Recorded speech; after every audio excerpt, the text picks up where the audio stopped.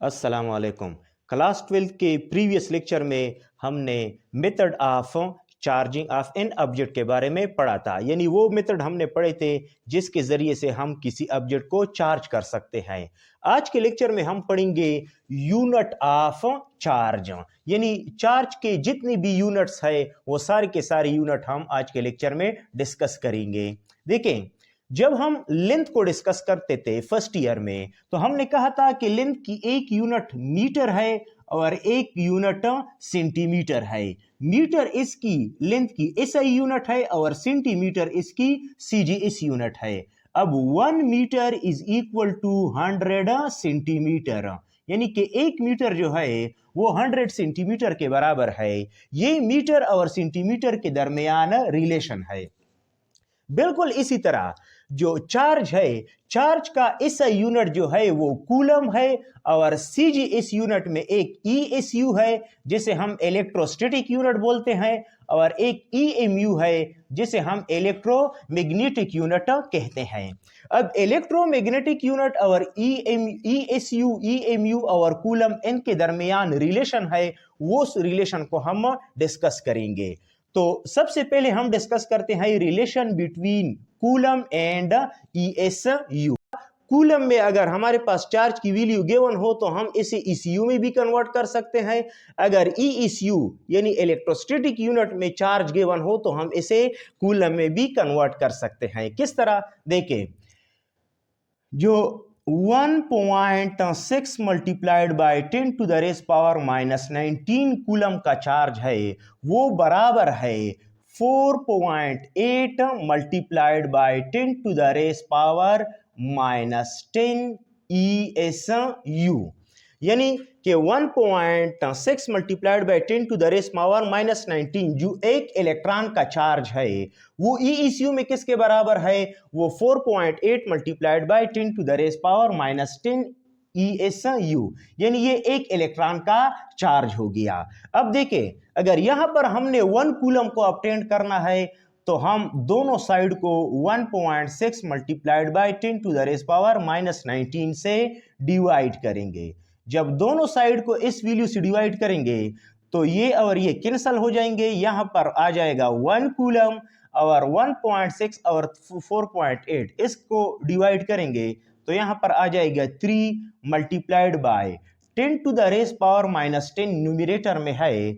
इस 10 to the raise power -19 को ऊपर शिफ्ट करेंगे तो ये 10 टू द रेस पावर +19 बन जाएगा। तो इसी तरह 1 कूलम जो है वो बराबर हो जाएगा 3 multiplied by 10 to the raise power 9 ESU। यानी कि अगर हमारे पास 1 कूलम का चार्ज है, 1 कूलम का charge 3 multiplied by 10 to the raise power 9 ESU के बराबर हो जाएगा। अब इसको हम इस तरह भी लिख सकते हैं कि 1 coulomb is equal to 1 multiplied by that value 3 multiplied by 10 to the raise power 9 ESU, क्योंकि 1 मल्टीप्लाई करने से इस वैल्यू पर किसी किस्म का कोई फर्क नहीं पड़ता। अब देखें, जब 1 कूलम है तो हमने लिखा है 1 मल्टीप्लाइड बाय दैट वैल्यू। अब अगर 2 कूलम हो जाएगा, 2 कूलम हो तो 2 multiplied by 3 multiplied by 10 to the raise power 9 ESU, यानी कि 2 कूलम जो है उसको अगर हमने ESU में कन्वर्ट करना है तो आप 2 को इस वैल्यू के साथ मल्टीप्लाई करेंगे। अगर 3 कूलम है तो आप 3 को इस वैल्यू के साथ मल्टीप्लाई करेंगे। अगर 4 कूलम है तो आप 4 को इस वैल्यू के साथ मल्टीप्लाई करेंगे। तो इससे हम ये रिजल्ट लेते हैं कि फॉर एग्जांपल हमारे पास अगर n कूलम हो, जनरल में हमारे पास अगर कोई n कूलम का चार्ज है, इसको अगर आपने ESU में कन्वर्ट करना है तो n multiplied by 3 multiplied by 10 to the raise power 9 ESU के बराबर हो जाएगा। यहाँ पर अगर कोई आपसे क्वेश्चन पूछ ले कि 10 कूलम 100 कूलम जो है वो कितने ESU के बराबर है, यानी 100 कूलम को आपने ESU में कन्वर्ट करना होगा। अब किस तरह आप कन्वर्ट करेंगे? 100 कूलम जो है हमें पता है कि n की वैल्यू यहाँ पर 100 है, तो 100 multiplied by 100 multiplied by 3 multiplied by 10 to the raise power 9। अब यहां से देखें 100 कूलम जो है वो बराबर हो जाएगा 100 multiplied by 300 multiplied by 10 to the raise power 9 ESU, यानी कि जो चार्ज कूलम में 100 के बराबर है वो ESU में इस वैल्यू के बराबर हो जाएगा। तो ये कूलम से चार्ज कन्वर्ट हो गया ESU में। अब देखें इस इक्वेशन से तो हम फाइंड कर सकते हैं कि अगर चार्ज हमारे पास कूलम में गिवन है तो हमने ESU में किस तरह इसको कन्वर्ट करना है। लेकिन अगर हमारे पास चार्ज जो है वो ESU में गिवन हो और कूलम में मांगा गया हो, तब हमें क्या करना होगा, उसके लिए रिलेशन किस तरह लिखना होगा। देखिए 1 कूलम जो है वो 3 multiplied by 10 to the raise power 9 ESU के बराबर है। यहां पर आप 1 ESU को अगर अपटेंड करना चाहते हैं तो बोथ साइड को 3 multiplied by 10 to the raise power 9 से डिवाइड करें।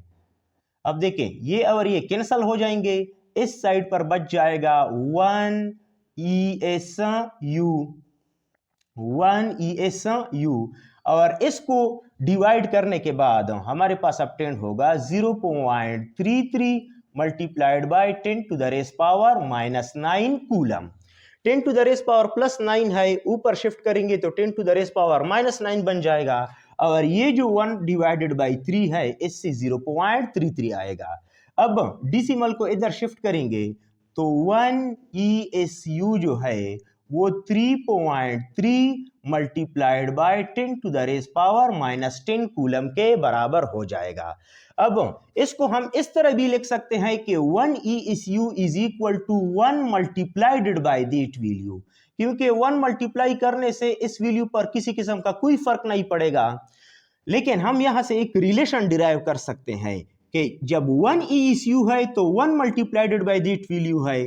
अब अगर 2 ESU है तो 2 multiplied by 3.3 into 10 to the raise power -10 coulomb बन जाएगा। 3 ESU है तो 3 multiplied by 3.3 into 10 to the raise power -10 coulomb बन जाएगा। 4 ESU है, 4 ESU तो 4 multiplied by 3.3 into 10 to the raise power -10 coulomb. इस तरह अगर n ESU है तो n multiplied by 3.3 into 10 to the raise power -10 coulomb बन जाएगा। अब देखिए अगर आपको गिवन है कि 100 ESU कितनी कूलम के बराबर है, तो आपने 100 को इस वैल्यू के साथ मल्टीप्लाई करना होगा, उससे जो रिजल्ट आएगा तो वो आंसर तो वो आपको कूलम में इसको कन्वर्ट करेंगे, आपका जो आंसर होगा वो कूलम में कन्वर्ट हो जाएगा। तो ये था relation between coulomb and ESU, यानी कि कूलम और इलेक्ट्रोस्टैटिक यूनिट के दरमियान जो रिलेशन था। अब नेक्स्ट हम पढ़ेंगे कि relation between coulomb and EMU, यानी कि EMU जो है EMU उसका और कूलम का आपस में क्या रिलेशन है। EMU यानी कि इलेक्ट्रोमैग्नेटिक यूनिट। अब देखें जिस तरह हमने लिखा था कि 1.6 multiplied by 10 to the raise power -19 जो है ये 4.8 multiplied by 10 to the raise power -9 ESU के बराबर है। बिल्कुल इसी तरह 1.6 multiplied by 10 to the raise power -19 जो है -19 कूलम, ये 1.6 multiplied by 10 to the raise power -20 EMU के बराबर है। यानी कि 1.6 multiplied by 10 to the raise power -19 coulomb जो एक इलेक्ट्रॉन का चार्ज है वो EMU में कितने के बराबर है, वो 1.6 multiplied by 10 to the raise power -20 EMU के बराबर है। अब देखें अगर यहां पर हम 1 कूलम को अपटेन करना चाहें तो हमें बोथ साइड को 10 टू द रेस पावर -19 से डिवाइड करना होगा।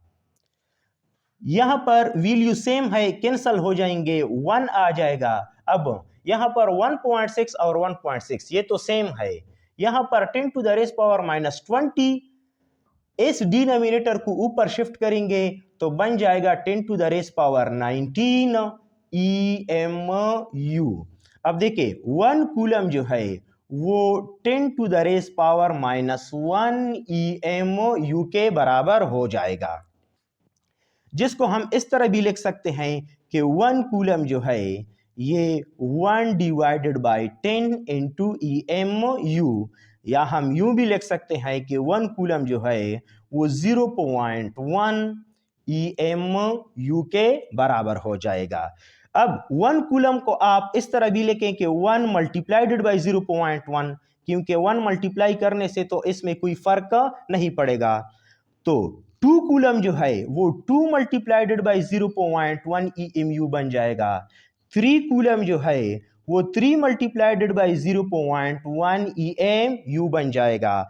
इस तरह n कूलम जो है वो n मल्टीप्लाइड बाय 0.1 EMU इसके बराबर हो जाएगा। अब अगर आपको कूलम में चार्ज गिवन है, आपने EMU में इसको कन्वर्ट करना है, तो जितनी कूलम का चार्ज है उस नंबर को 0.1 के साथ मल्टीप्लाई करें, जो रिजल्ट आएगा वो EMU में आएगा। अब ये हमने कूलम से EMU में चार्जेस को कन्वर्ट किया। अब अगर EMU में चार्जेस गिवन हो और आपने इसी कूलम में कन्वर्ट करने हो, तब आपको क्या करना होगा। देखें, जो 1 कूलम है, 1 कूलम, इसको हमने इधर लिखा है कि ये 1 डिवाइडेड बाय 10 EMU के बराबर है। अब अगर दोनों साइड को हम 10 मल्टीप्लाई करें तो ये कैंसल हो जाएगा। अब 1 EMU जो है ये 10 कूलम के बराबर है। 1 EMU जब 10 कूलम के बराबर है तो 2 EMU वो 2 मल्टीप्लाइड बाय 10 कूलम के बराबर हो जाएगा। 3 EMU वो 3 मल्टीप्लाइड बाय 10 कूलम के बराबर हो जाएगा। इस तरह n EMU वो n मल्टीप्लाइड बाय 10 कूलम के बराबर हो जाएगा। अब फॉर एग्जांपल कोई आपसे पूछ ले कि 12.5 EMU is equal to dash coulomb, यानी कि 10.5 EMU कितनी कूलम के बराबर है, तो 12.5 EMU is equal to, n की वैल्यू यहां पर 12.5 है, तो n मल्टीप्लाइड बाय 10 कूलम करना है, तो हमने 12.5 को 10 कूलम के साथ मल्टीप्लाई करना होगा। इससे जो रिजल्ट आएगा वो आप EMU चार्ज को आप EMU से कूलम में कन्वर्ट करेंगे। तो ये हो गया conversion between coulomb and EMU। Next जो कन्वर्जन है वो है ESU और EMU के दरमियान।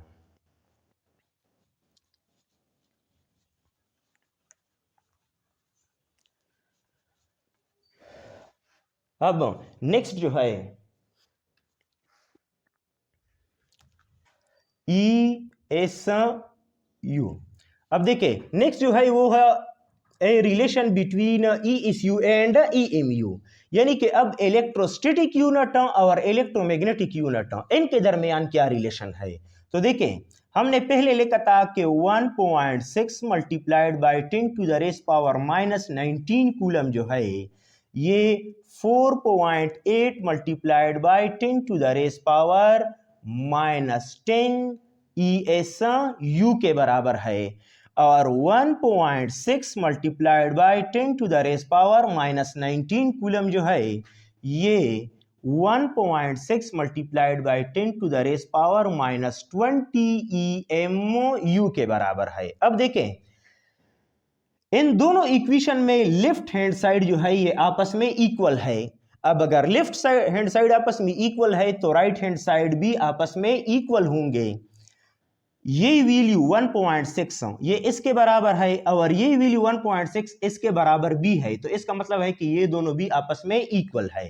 तो इसका मतलब है कि 1.6 multiplied by 10 to the raise power minus 20 EMU जो है ये 4.8 multiplied by 10 to the raise power -20 ES के बराबर है। अब अगर यहां पर हमने 1 को ऑब्टेन करना है तो क्या करना होगा, दोनों साइड को 1.6 multiplied by 10 to the raise power -20 से डिवाइड करें, 10 टू द रेस पावर -20 से। ये और ये आपस में कैंसिल हो जाएंगे। 1 EMU जो है ये बन जाएगा 3 मल्टीप्लाइडेड बाय, यहां पर 10 to the raise power -10 multiplied by 10 to the raise power +20, तो 1 EMU वो बन जाएगा 3 multiplied by 10 to the raise power 10, यानी कि 1 EMU जो है वो इसके बराबर है। अब अगर 2 EMU हो तो 2 multiplied by that number,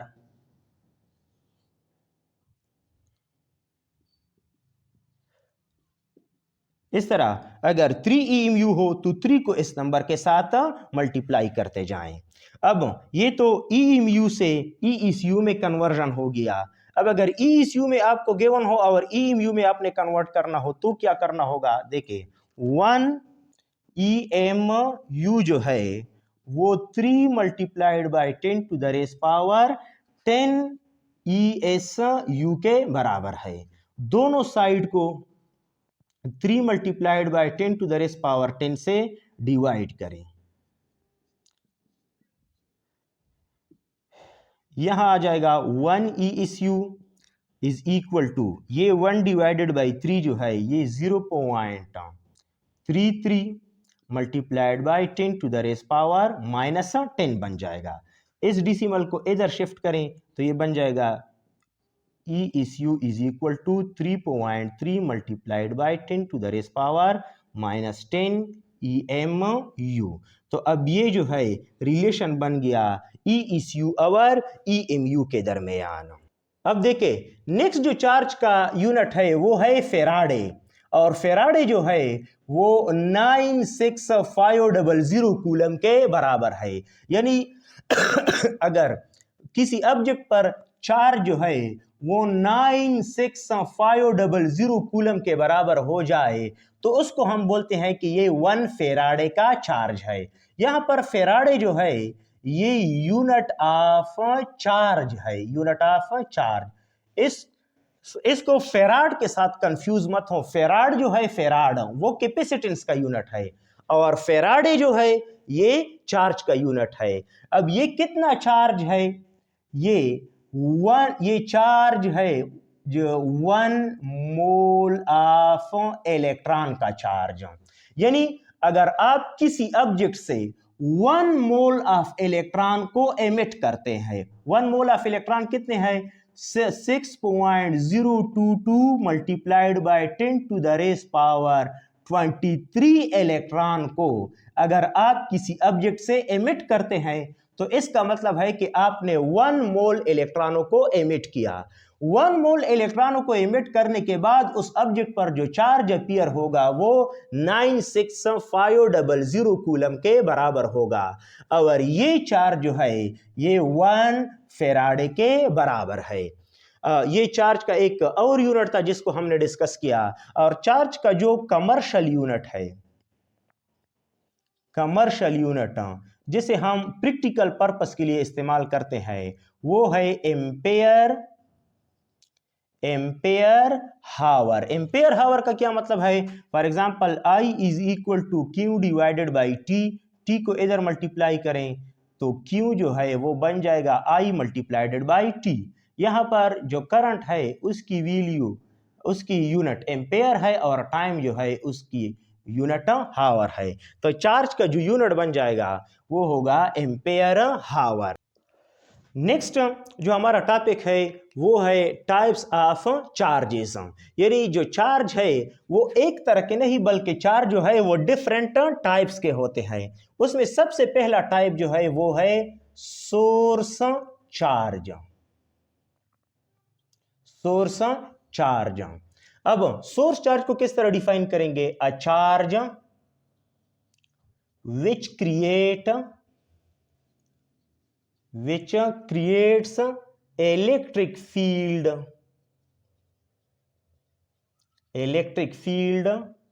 around itself।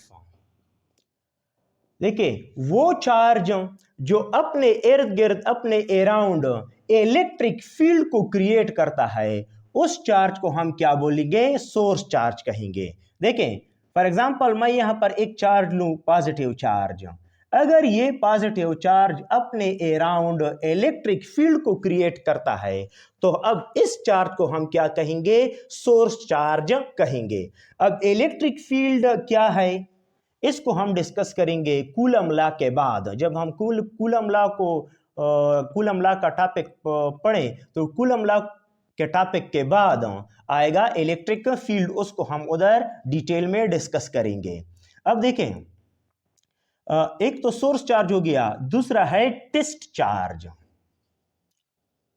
Test charge, अब टेस्ट चार्ज का क्या मतलब है? A charge which is used to find magnitude and direction of electric field। अब देखें, जो इलेक्ट्रिक फील्ड है, इलेक्ट्रिक फील्ड उसका मैग्नीट्यूड और डायरेक्शन मालूम करने के लिए जो चार्ज आप इस्तेमाल करते हैं, उस चार्ज को हम क्या बोलते हैं? Test charge. फॉर एग्जांपल ये एक चार्ज है, सोर्स चार्ज है। इस सोर्स चार्ज ने अपने अराउंड इलेक्ट्रिक फील्ड को क्रिएट किया है। अब इलेक्ट्रिक फील्ड जो है, इलेक्ट्रिक फील्ड ये एक वेक्टर क्वांटिटी है। जब वेक्टर क्वांटिटी है तो इसका मैग्नीट्यूड भी होगा प्लस इसका डायरेक्शन भी होगा। अब इस मैग्नीट्यूड और इस डायरेक्शन को फाइंड करने के लिए हमें किसी दूसरे चार्ज का सहारा लेना पड़ेगा। ये जो चार्ज है, इसको जब हम इलेक्ट्रिक फील्ड के अंदर लेके आएंगे, तो अब ये वाला जो चार्ज है, ये चार्ज, ये हमें इस सोर्स चार्ज का इलेक्ट्रिक फील्ड जो है उसको, इसका मैग्नीट्यूड भी फाइंड करेगा और डायरेक्शन भी फाइंड करेगा। यानी जो चार्ज है, सोर्स चार्ज, उसने इलेक्ट्रिक फील्ड को क्रिएट किया है। उस इलेक्ट्रिक फील्ड को फाइंड करने के लिए, उसका मैग्नीट्यूड और डायरेक्शन फाइंड करने के लिए हमने एक दूसरा चार्ज उस फील्ड के अंदर लेके आए हैं। अब ये वाला जो चार्ज है, ये चार्ज जो इस सोर्स चार्ज के इलेक्ट्रिक फील्ड को फाइंड कर रहा है, इस चार्ज को हम टेस्ट चार्ज कहेंगे। यानी कि ये इस सोर्स चार्ज के फील्ड को टेस्ट करता है, डिटेक्ट करता है, इसलिए इसको टेस्ट चार्ज कहेंगे। अब सोर्स चार्ज और टेस्ट चार्ज जो है वो इलेक्ट्रिक फील्ड में फिर आएंगे, वहां पर हम इसको डिटेल के साथ डिस्कस करेंगे। जो थर्ड टाइप ऑफ चार्ज है वो है point charge. Point charge, point charge को किस तरह डिफाइन करेंगे? A charge having very small size is compared to its magnitude। is compared to its magnitude। एक चार्ज जिसका डायमेंशन, जिसका साइज बहुत ही कम है, यानी कि नेग्लिजिबल डायमेंशन है उसका, लेकिन उसका जो मैग्नीट्यूड है वो बहुत ही ज्यादा है। फॉर एग्जांपल यहां पर एक मैं पॉइंट लूं, इस पॉइंट पर एक चार्ज है, इस चार्ज का मैग्नीट्यूड जो है वो बहुत ही ज्यादा है। फॉर एग्जांपल 100 कूलम का चार्ज है, लेकिन ये चार्ज जो है, इसका साइज जो है, डायमेंशन, वो नेग्लिजिबल है। नेग्लिजिबल है यानी कि साइज इसका ना होने के बराबर है। तो इस तरह अपीयर होगा कि ये सारा का सारा जो चार्ज है वो किसी एक पॉइंट पर फोकस है। तो इसलिए हम इसको क्या बोलते हैं? Point charge. यानी कि एक ऐसा चार्ज जिसका मैग्नीट्यूड जो है वो बहुत ही कम हो, उसके मैग्नीट्यूड के मुकाबले में, इसका साइज जो है वो बहुत ही कम हो उसके मैग्नीट्यूड के मुकाबले में, तो इस चार्ज को हम कहेंगे पॉइंट चार्ज। अब अगर हमें पॉइंट चार्जेस के बारे में कहा जाए कि what is mean by point charges, यानी कि एक से ज्यादा अगर चार्ज हो तो हम पॉइंट चार्ज को किस तरह डिफाइन करेंगे? तो अब हम पॉइंट चार्ज को डिफाइन करेंगे टू चार्जेस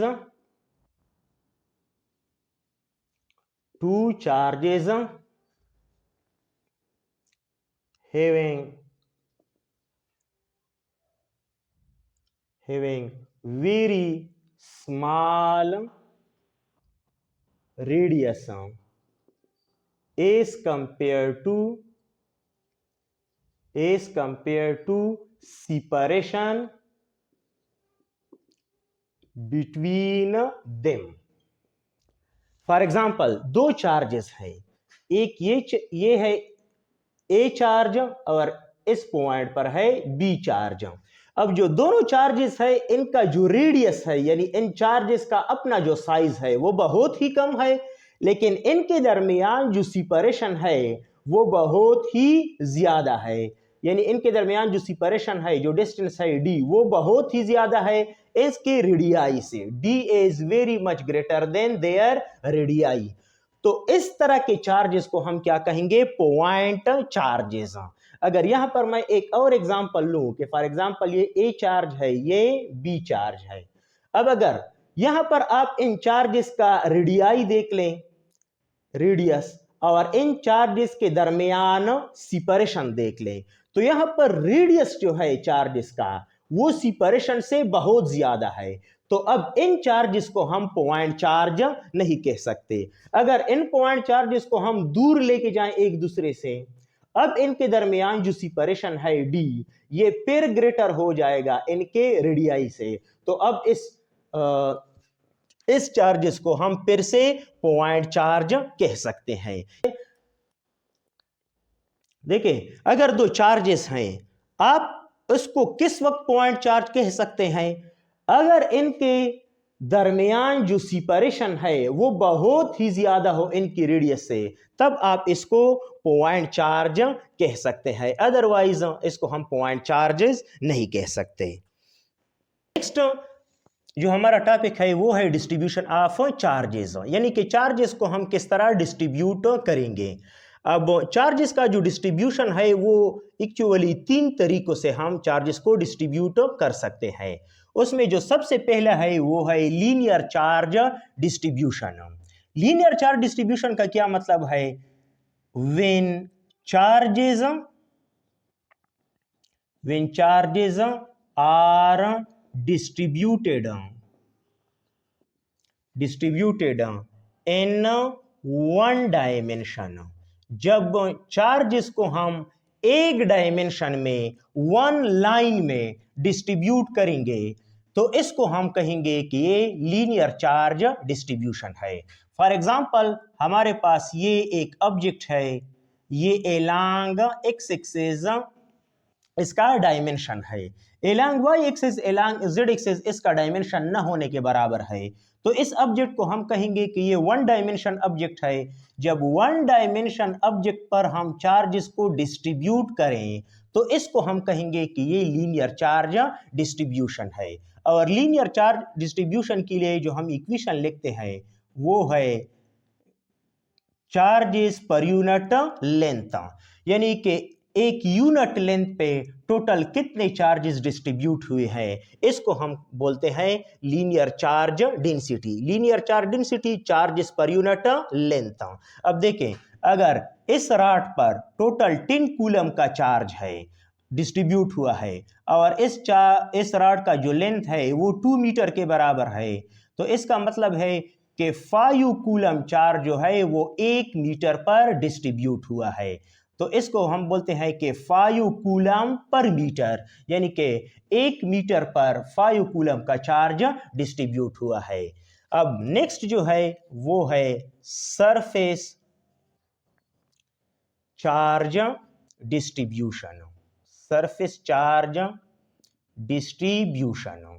अब सरफेस चार्ज डिस्ट्रीब्यूशन का क्या मतलब है? When charges are distributed, when charges are distributed on two dimension dimension, मतलब के प्लेन या कोई एरिया है। फॉर एग्जांपल, अगर हमारे पास इस तरह का कोई ऑब्जेक्ट है तो इसके दो डायमेंशन है, एक्स एक्सिस डायमेंशन भी है, वाई एक्सिस भी है। तो अब ये एक प्लेन बन गया। देखिए, अब इस प्लेन पर अगर आप चार्जेस को डिस्ट्रीब्यूट करेंगे, इस प्लेन पर अगर आप चार्जेस को डिस्ट्रीब्यूट करेंगे तो इसको हम बोलते हैं कि सरफेस चार्ज डिस्ट्रीब्यूशन। और सरफेस चार्ज डिस्ट्रीब्यूशन के लिए हमारे पास जो इक्वेशन है वो है चार्जेस पर यूनिट एरिया, यानी कि इस एरिया में, इस यूनिट एरिया में टोटल कितने चार्जेस डिस्ट्रीब्यूट हुए हैं, इसको हम बोलते हैं surface charge density. Surface charge density, surface charge density का मतलब है कि चार्जेस पर यूनिट एरिया। जो थर्ड टाइप ऑफ डिस्ट्रीब्यूशन है वो है वॉल्यूमेट्रिक चार्ज डिस्ट्रीब्यूशन।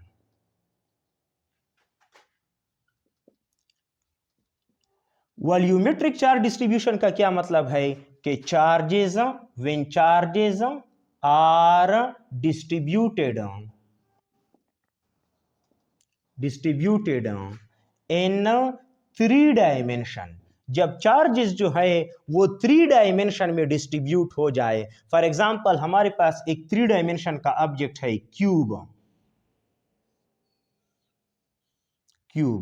अब देखें, क्यूब जो है इसकी 3 डायमेंशन है, एक एलांग एक्स एक्सिस, एक एलांग जेड एक्सिस, एक एलांग वाई एक्सिस। अब अगर इन 3 फेसेस पर हम चार्जेस को डिस्ट्रीब्यूट करेंगे, 3 फेसेस पर हम चार्जेस को डिस्ट्रीब्यूट करेंगे तो इसको हम बोलते हैं कि चार्ज जो है वो 3 डायमेंशन में डिस्ट्रीब्यूट हो गया। जब चार्ज 3 डायमेंशन में डिस्ट्रीब्यूट हो जाए तो इसको हम वॉल्यूमेट्रिक चार्ज डिस्ट्रीब्यूशन कहेंगे। और इसके लिए जो इक्वेशन है वॉल्यूमेट्रिक चार्ज डिस्ट्रीब्यूशन के लिए वो है charges per unit volume, volumetric charge distribution.